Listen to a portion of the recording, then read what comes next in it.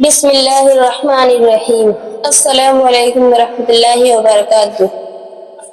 مالک بن دینار ایک روز بصرہ کی گلیوں میں پھر رہے تھے کہ ایک کنیز کو نہایت جاہ و جلال اور حشم و قدم کے ساتھ جاتے دیکھا۔ آپ نے اسے آواز دے کر پوچھا کہ کیا تیرا مالک تجھے بیچتا ہے؟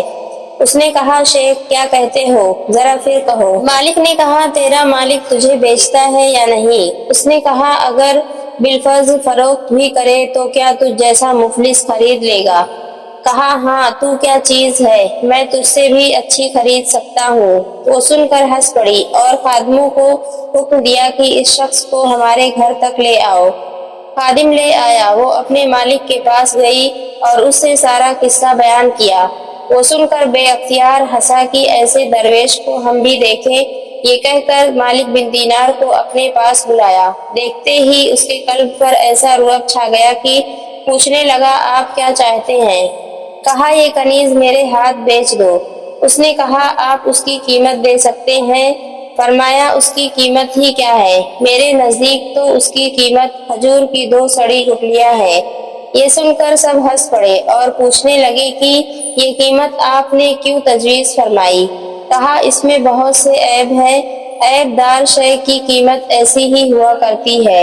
جب اس نے عیبوں کی تفصیل پوچھی تو شیخ بولے سنو، جب یہ عطر نہیں لگاتی تو اس میں بدبو آنے لگتی ہے، جو منہ صاف نہ کرے تو منہ گندا ہو جاتا ہے، بو آنے لگتی ہے، اور جو کنگھی چوٹی نہ کرے اور تیل نہ ڈالے تو جوئیں پڑ جاتی ہیں، اور بال پراگندہ اور غبار آلود ہو جاتے ہیں، اور جب اس کی عمر زیادہ ہو گئی تو بوڑھی ہو کر کسی کام کی بھی نہ رہے گی۔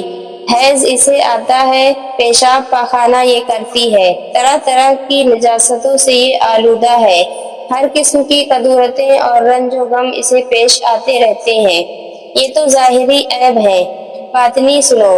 خود غرض اتنی ہے کہ تم سے اگر محبت ہے تو غرض کے ساتھ ہے، یہ وفا کرنے والی نہیں، اور اس کی دوستی سچی دوستی نہیں۔ تمہارے بعد تمہارے جانشین سے ایسے ہی مل جائے گی جیسا کہ اب تم سے ملی ہوئی ہے، اس لیے اس کا اعتبار نہیں، اور میرے پاس اس سے کم قیمت کی ایک کنیز ہے جس کے لیے میری ایک پوری بھی صرف نہیں ہوئی، اور وہ سب باتوں میں اس سے فائق ہے۔ کافور، زعفران، مشک اور جوہر نور سے اس کی پیدائش ہے۔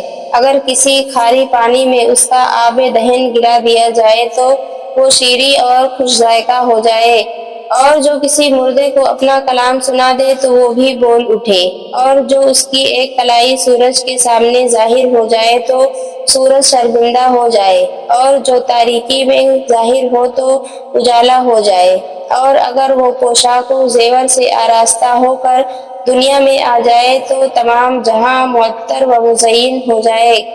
مشک اور زعفران کے باغوں اور یاقوت و مرجان کی شاخوں میں اس نے پرورش پائی ہے، اور طرح طرح کے آرام میں رہی ہے، اور تسلیم کے پانی سے غذا دی گئی ہے، اپنے عہد کی پوری ہے، دوستی کو نبھانے والی ہے۔ اب تم بتاؤ کہ ان میں سے کون سی خریدنے کے لائق ہے؟ کہا کہ جس کی آپ نے مدح و ثنا کی ہے، یہی خریدنے اور طلب کرنے کے مستحق ہے۔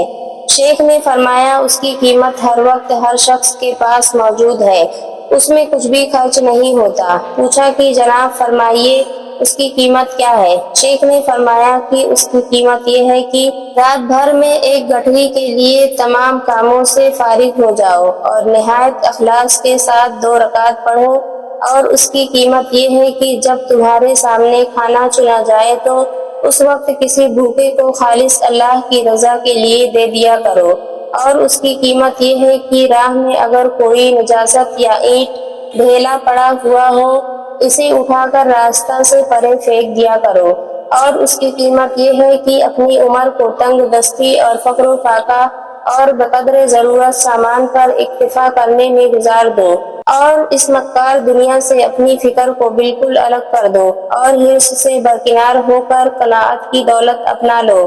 پھر اس کا ثمرہ یہ ہوگا کہ کل تم بالکل چین سے ہو جاؤ گے، اور جنت میں جو آرام و راحت کا مخزن ہے عیش اڑاؤ گے۔ اس شخص نے سن کر کہا اے کنیز سنتی ہے شیخ کیا فرماتے ہیں؟ سچ ہے یا جھوٹ؟ کنیز نے کہا سچ کہتے ہیں اور خیر خواہی کی بات ارشاد فرماتے ہیں۔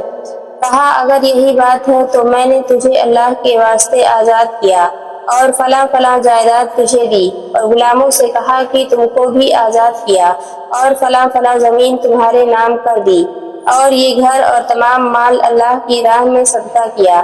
پھر دروازہ پر سے ایک بہت موٹے کپڑے کو کھینچ لیا اور تمام پوشاک فاخرہ اتار کر اسے پہن لیا۔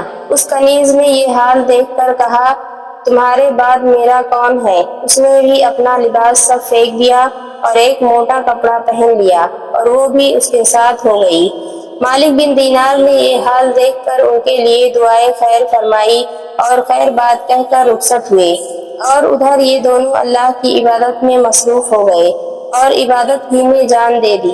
حضرت ابو ہریرہ رضی اللہ تعالیٰ عنہ فرماتے ہیں کہ جناب رسول اللہ صلی اللہ علیہ وسلم نے ارشاد فرمایا جنت میں ایک نہر ہے جس کا نام ہرول ہے، اس کے دونوں کناروں پر درخت اگے ہوئے ہیں۔ جب جنتی سماع کی خواہش کریں گے تو کہیں گے ہمارے ساتھ ہرول کی طرف چلو تاکہ ہم درختوں سے خوبصورت اور دلکش آوازیں سنیں۔ چنانچہ وہ ایسی خوبصورت آوازوں میں بولیں گے کہ اگر اللہ عز و جل نے جنتیوں کے نہ مرنے کا فیصلہ کیا ہوتا تو ان آوازوں کے شوق اور طرب میں مر جاتے۔ بس جب ان خوبصورت آوازوں کو درختوں پر لگی ہوئی لڑکیاں سنیں گی تو وہ عربی زبان میں نہایت خوبصورت انداز و آواز میں عربی زبان میں کچھ پڑھیں گی تو اللہ کے ولی ان کے پاس قریب جائیں گے اور ہر ایک ان لڑکیوں میں سے جس کو پسند کرے گا توڑ لے گا۔